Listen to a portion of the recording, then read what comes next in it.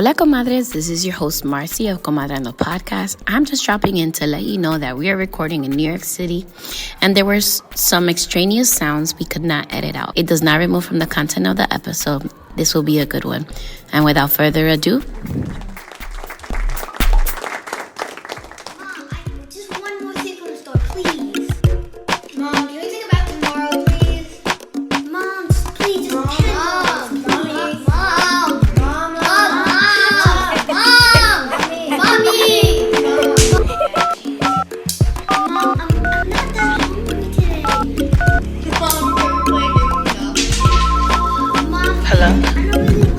hello, comadre.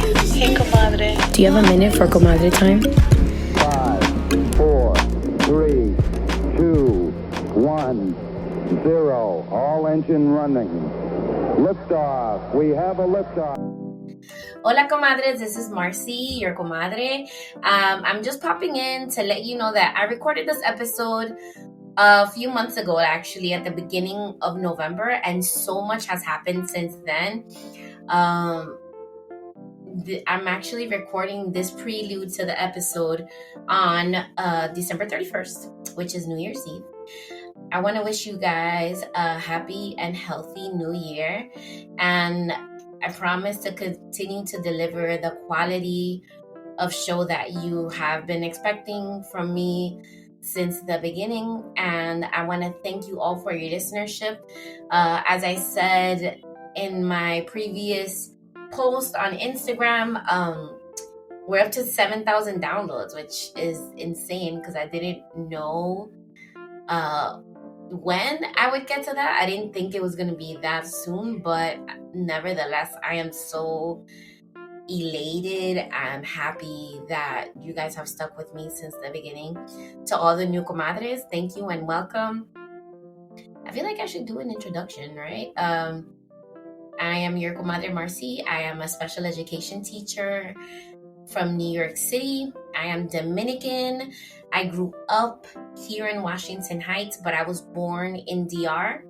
I am the mom to an autistic son who is 14 years old. He currently goes to high school and is doing pretty well, actually. That's pretty much it. Oh, I'm the eldest daughter of a typical Dominican family.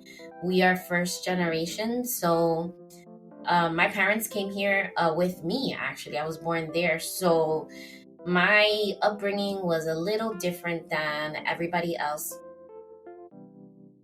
And not everybody else, but it was a little bit different than a lot of the Dominicans that I know. My family really stuck to the culture and maintained the values, and, you know, like we say, soy dominicana hasta la tambora, I'm Dominican till the drums. So, without further ado, I want to introduce the episode. The episode today is about masking.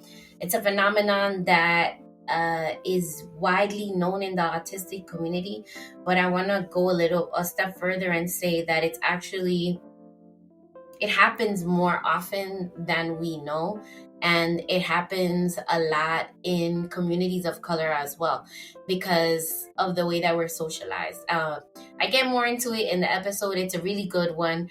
I did a lot of research to get you guys the facts and statistics about it. Like I say on the episode, I am going to be bringing a person that is an expert about that, a person who is on the spectrum, more than likely a person of color, and a person that is autistic, to speak about masking and the reasoning behind it and why it's so harmful for people on the spectrum to mask their autistic traits. So without further ado, I want to thank you and wish you a happy new year and to 7,000 more downloads. Remember to visit our website for official Comadre merch. I'm actually, if you're watching the YouTube channel, you can see I'm wearing one of the new t-shirts. It says Comadreando, and that's for sale on the website. All you have to do is click the link in the bio, and that is pretty much it. Looking forward to seeing you guys after the new year. Take care and be kind to everyone. Bye.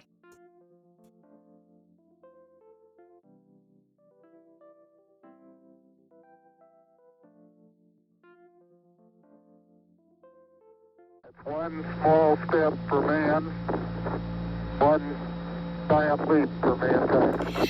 Hola Comadres, welcome to another episode of Comadreando podcast. I'm your host Marcy, and today this is another solo episode. I am going to be sharing some things that I researched with you all, and I love these episodes. Because I'm a nerd and I love to share what I learned because it helps me retain the information. I hope all is well. This is going to be airing a few weeks after Aiden's 14th birthday. And I really want to thank you all. I can't believe he's 14 already. And yeah, I took him to the pediatrician the Monday before his birthday, and they weighed him and measured him, and he was 5'5" and 153 pounds. And that is crazy because I remember when I gave birth to him, he was like 21 inches long and he only weighed 8.5 pounds. So, it's just a full circle moment because, when you have a kid, you don't necessarily think about what they're going to look like when they're older. I mean, kind of, but not really. But it's, he's bigger than what I expected and he's tall. And thank God he's in great health. He's actually taller than me. I mean, looking at a lot of people, they are all taller than me because I'm a tall, small person. Um, so we're dealing with a lot of things, in particular the puberty department, which I won't disclose because I don't want to embarrass him. But if any comadres know of any doctors that work with teens or counselors that work with teens on the spectrum or with special needs, please send me some information. I have some questions. It's very different when you're a woman and you're raising a young boy. So help me, people, please. So today's topic is very interesting. We're going to be talking about the phenomenon of masking together. So the reason why I chose the topic is because I really was unaware of what it was. I mean, people do it in general. However, I really didn't know that it was a phenomenon or something that was pervasive in the autistic community until I watched Love on the Spectrum on Netflix. I thought it was a good topic since we're trying to create more inclusive environments. I want to explore what masking is and what it looks like. Also, I wanted to dig a little deeper into the reasoning behind it and what consequences it can bring to our children, right? Our children and adults on the spectrum. So, circling back, we're going to be going into what is autism exactly. I know we've been talking about it since the beginning of the show, but it's always good to give a refresher. Also, I have some new comadres that have joined that don't necessarily have people on the spectrum. So we're going to talk about what is autism. And simply put, autism is a condition that encompasses a whole wide range of neurological differences that affect the way people communicate, learn, and interact with others. The CDC, or the Centers for Disease Control and Prevention, source lists some of these differences as preferring to not have or avoid eye contact or physical contact with other people. They can have difficulty recognizing or talking about emotions. They can be less aware of social cues. They can feel stressed by changes to routines. They can have repetitive behaviors, which can be physical gestures or movements. And they can use rehearsed or repetitive phrases like echolalic speech. So that is more or less things that are noticeable about people on the spectrum. However, not every person on the spectrum shows these behaviors. And, as I've said before, when you meet one person on the spectrum, you just met one person on the spectrum. Doesn't mean that there's a specific mold of autism spectrum disorder that everybody fits into, right? So let's go into the phenomenon of masking, which I found pretty fascinating. So masking is also called autism masking or compensating, is a social survival strategy, and how it looks can vary from person to person, but masking can include behaviors like forcing or faking eye contact during conversations, imitating smiles or other facial expressions, mimicking gestures, hiding or minimizing personal interests, developing a repertoire or of rehearsed responses to questions, scripting conversations, pushing through intense sensory discomfort, including loud noises, disguising stimming behaviors, hiding a jiggling foot, or trading a preferred movement for one that's less obvious.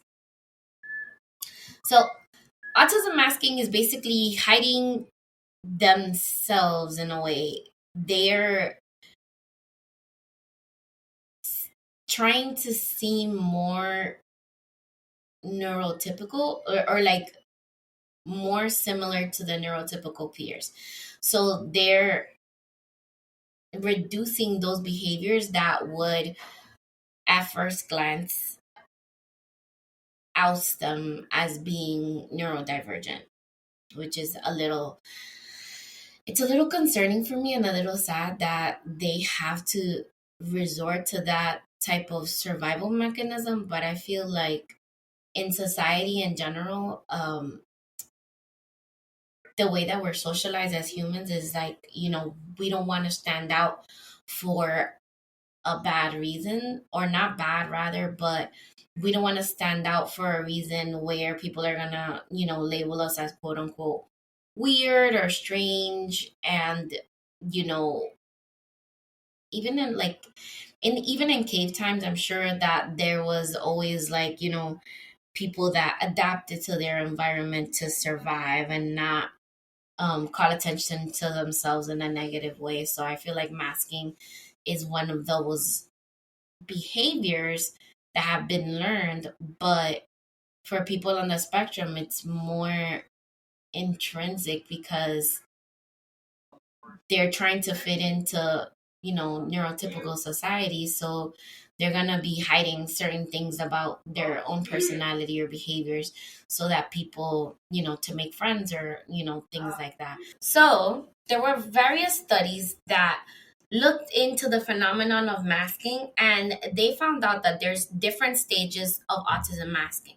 So before the person starts masking, they have a 3-stage model. So basically, there has to be a motivation, the act of masking, and then the consequences. So masking starts when a neurodivergent person recognizes that something important hinges on being perceived as neurotypical. Maybe it's a friendship, a relationship, a job opportunity, or personal safety. Whatever that motivation is, the autistic person can feel they must hide differences or change the way they act naturally, often because their living and working environment doesn't tolerate, support, or respect neurodivergent behaviors. So, to avoid being bullied or being able to obtain the same opportunities as their neurotypical peers, they're going to mask in order to be able to attain those things. So when people feel they have to compensate for autism characteristics, they have to invest a lot of time and energy in trying to pass as neurotypical, right? So some things that they can do is that they learn social cues from various forms of media. They can observe interactions between people around them. They monitor their own facial expressions, so you can see them perseverate in looking in the mirror and trying to copy the body language of the people around them. They can research social rules and norms. Um, they can practice appearing interested or relaxed, and they can adjust their tone of voice to match other people's vocal patterns.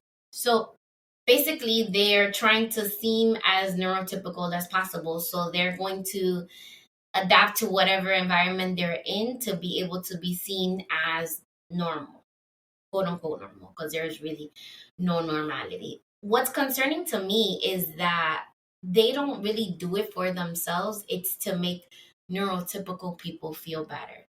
And we as a society should be able to accept people for their, differences in general, and like not judge them, because the thing is, once society is able to create a more inclusive environment and accept people for who they are and how they are, there's going to be less and less of a need for people to mask their autism traits.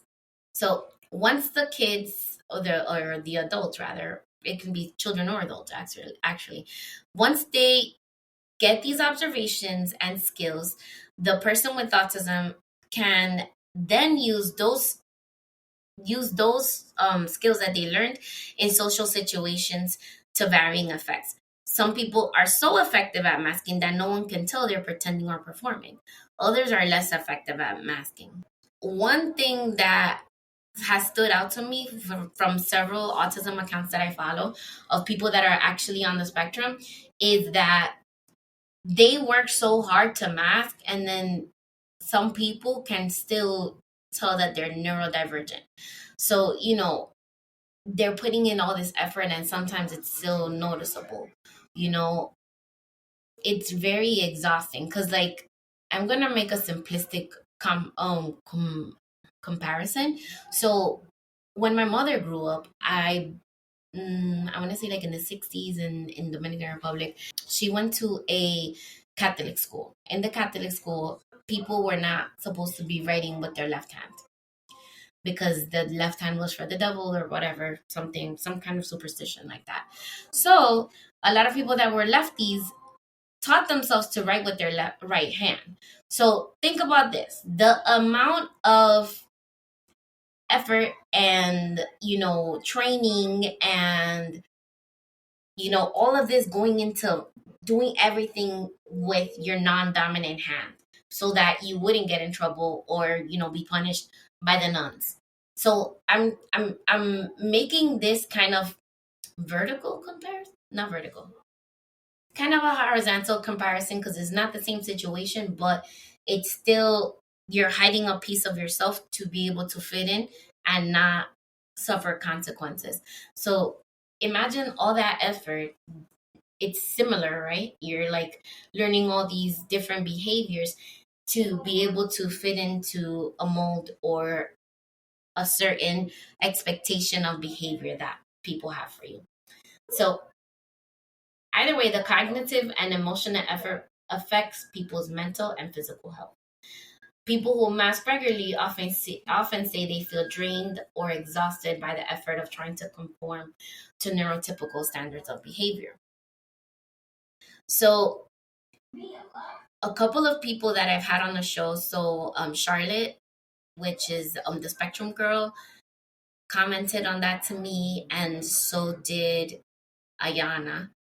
They spoke about having to mask their behaviors that make neurotypical people uncomfortable. Charlotte had such a hard time at work that she was constantly masking, and it drove her to the point, mental health wise, that she became suicidal, which she shared with us.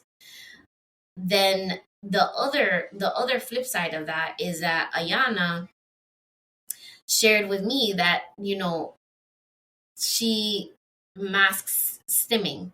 So she does a lot of fidgeting with her hands, and which, it doesn't bother me, but it's just a learned behavior. So she makes sure that when she's out in public or she's hanging out with other people, that she's controlling these movements, the stimming behaviors, to be able to fit in and not, draw attention to herself in the long run. This is just like kind of like a tidbit. I'm informing you guys about what the behavior is, and then I want to bring in somebody that's on the spectrum to share their experiences with masking, so that we can see what it's like. Because the thing is, like, we can look at data and research, but somebody's personal experience is going to be, at least for me, it's going to be more valuable for me, like knowing firsthand, not firsthand, but knowing from a primary source what that's like. Okay, so people mask for many different reasons. Some of the reasons is, like I said before, to feel safe and avoid stigmas, to avoid mistreatment or bullying, to succeed at work, to attract a romantic partner. That's a big one. To make friends or other social connections, to fit in or feel a sense of belonging. So, long term, like short term, they can obtain all these things, but there's going to be some long term effects of regular masking. So stress and anxiety is one. In a 2019 study, researchers found that stress and anxiety were higher in people who routinely masked autistic traits compared to those who used masking less often. Depression. In 2018, researchers interviewed 111 autistic adults, finding that those who reported masking their autistic traits had symptoms of depression and felt unaccepted by people in their social sphere. Exhaustion. Masking consumes huge amounts of energy, like I said before. In a 2016 study, women who used masking to satisfy neurotypical standards said they felt exhausted by their constant effort. Another consequence of masking is delayed identification of autism. Some people are so good at masking their autism that they are not identified as autistic until much later on in life. The delay can lead to mental health issues because people don't get the support or understanding they need. Also, they're not going to be receiving the services that they need to be able to, fit those needs that they have, you know. A loss of identity was also reported. Some people who master identity, interests, and traits end up feeling that they no longer know who they really are. Some have said masking feels like self betrayal. Others have said masking makes them feel like they're deceiving other people. Long term masking can also increase the risk of autistic burnout, which I posted before, but autistic burnout is basically when somebody's mental health declines so much because of things that they're experiencing as a person who's neurodivergent, that leads them to, have serious mental health issues. So when people push themselves to behave in ways that don't feel authentic, the result can be an overwhelming feeling of overload, sometimes called autistic burnout. Masking may require an extended period of quiet withdrawal and recovery. So, like I said before, Charlotte experienced autistic burnout, and it drove her to the point that she needed to, be hospitalized and see a psychologist about it.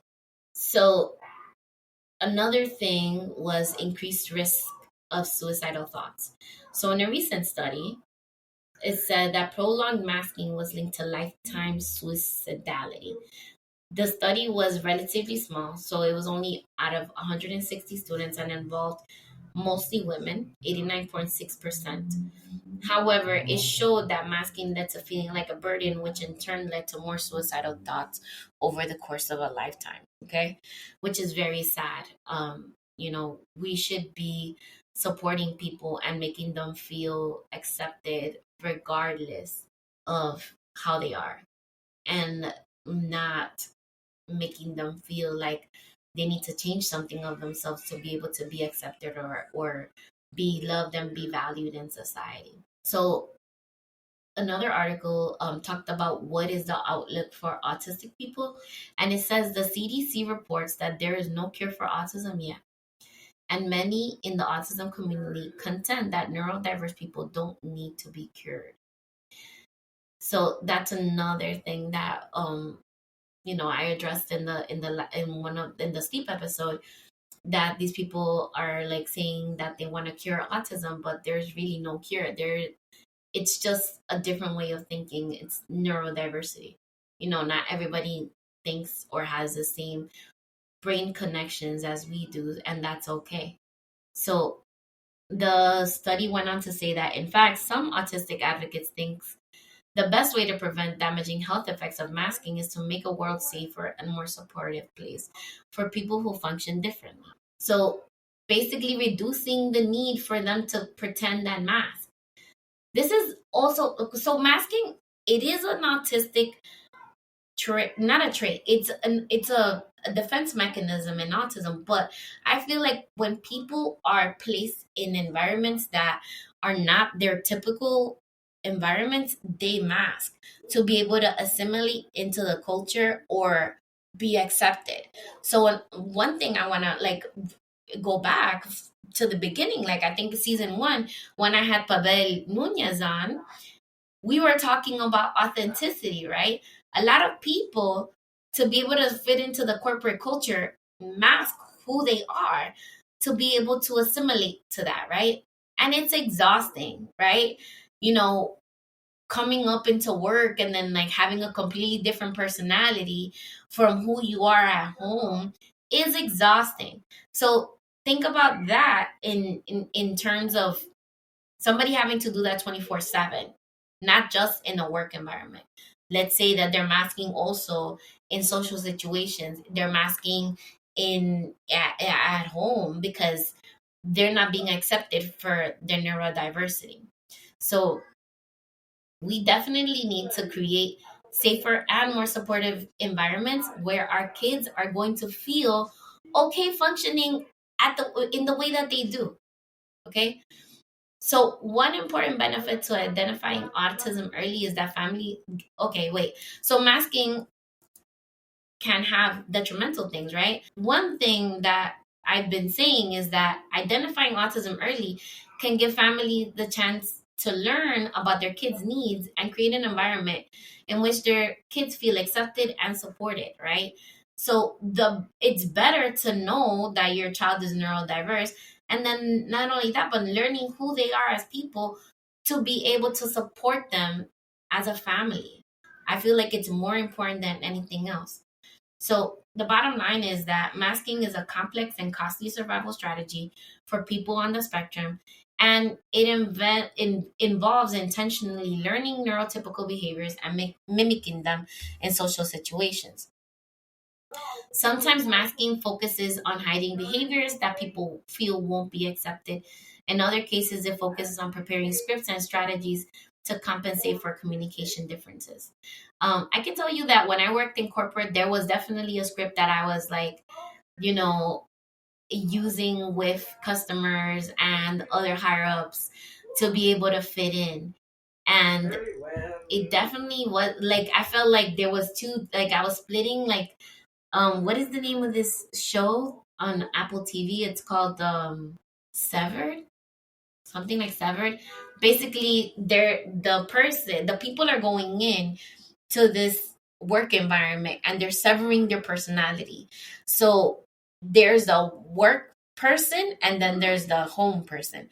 It's the same person, but they're being so inauthentic that they're basically creating two different personalities, which is essentially what is done when we're not being our authentic selves in the workplace, or when our kids are not being their genuine authentic selves because they feel that they're not going to be accepted in different environments that they interact with on a daily basis.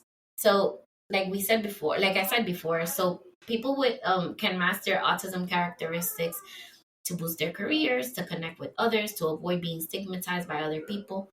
Masking can help at times, but regular masking can have serious effects on mental and physical health. That can include anxiety, depression, exhaustion, a loss of identity, and suicidal thoughts. So, one way to minimize these harmful effects of masking is to work toward a world which neurodiverse people are accepted as they are, and people are treated with respect and kindness, whether they communicate in neurotypical ways or not. So I'm going to be linking in the show notes all the articles that I read, but I can share some of the titles. So one of the articles that I read was on Healthline, and it's called Autism Masking, to Blend or Not to Blend. The first two lines says, hiding who you are is an uncomfortable and exhausting experience for many autistic people. That experience is a daily reality. And it was a very interesting article. Another one I read was putting on my best normal, social camouflaging in adults with autism spectrum conditions. And this one talks about camouflaging of autistic traits in social situations is hypothesized as a common social coping strategy for adults with autism spectrum conditions. Sorry, comadres. Aiden is here listening to cartoons while I'm trying to record. Okay. The next article that I read, Camouflaging in Autism Spectrum Disorder, examining roles of sex, gender identity, and diagnostic timing. So basically, it talks about camouflaging to appear non-autistic. It modifies the behavioral presentation of core autism spectrum disorder features, so social and communication differences.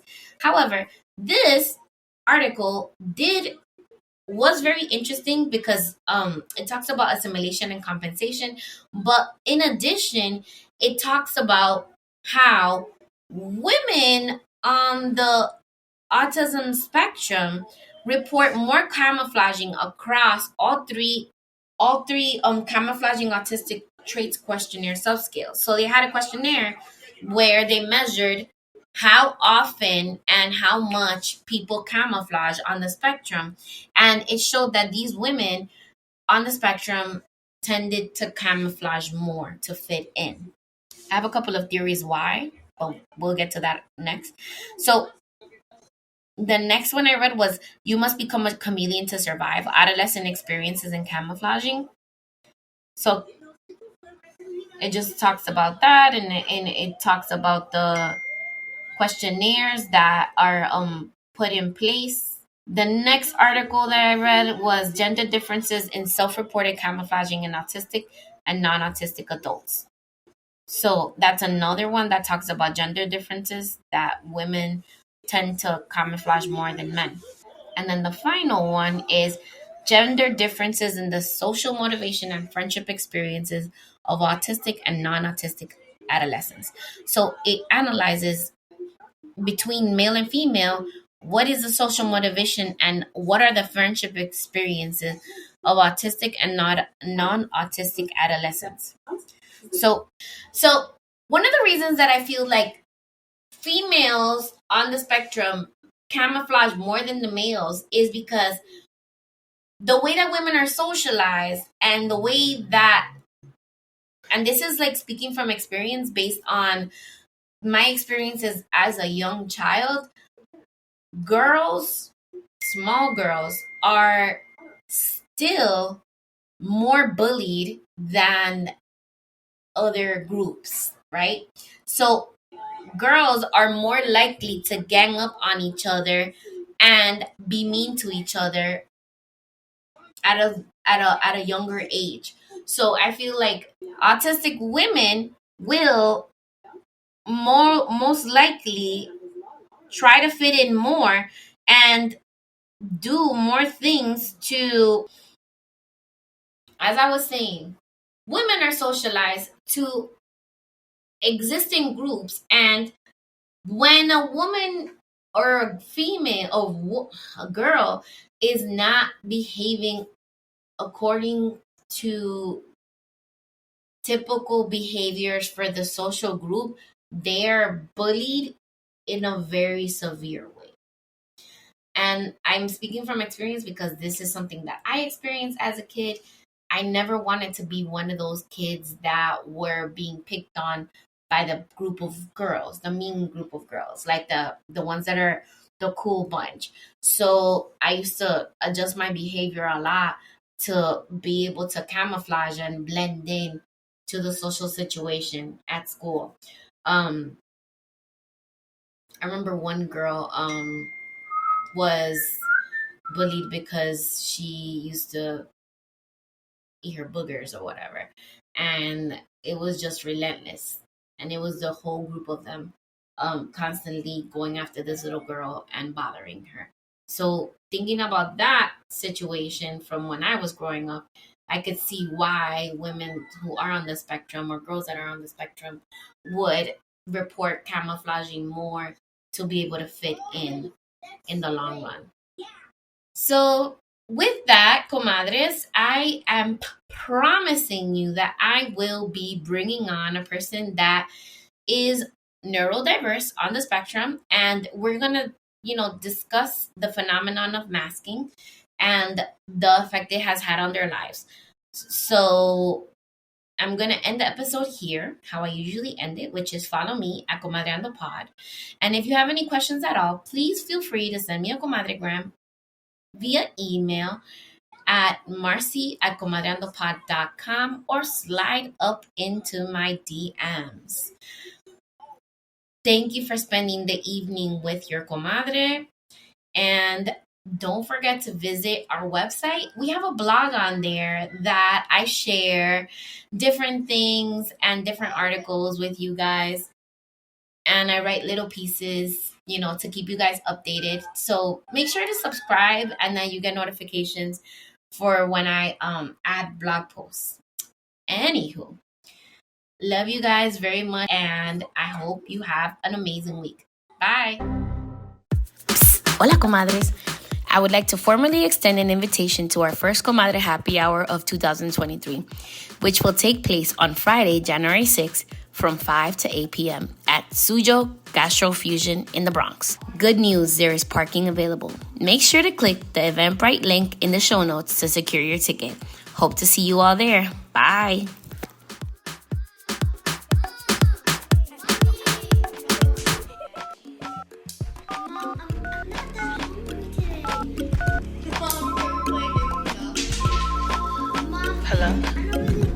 Hello, comadre. Hey, comadre. Do you have a minute for comadre time?